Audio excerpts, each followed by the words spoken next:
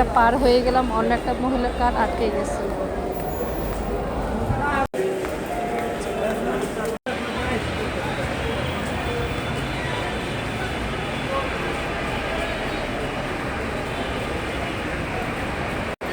কাজ শেষ, বাসায় চলে আসলাম আজকে আর্লি, কারণ 11:30টার সময় বেরিয়েছি। কাজ শেষ করে দিনে দিনে চলে আসছি। আজকে আমার একটু কাজ আছে বাড়িতে, এগুলো তাড়াতাড়ি চলে আসলাম। একটু আড্ডা দিই নেই, দিয়েছি আড্ডা অল্প, জাস্ট একটু খাওয়া দাওয়া করে বিকেলবেলা আবার চলে আসলাম।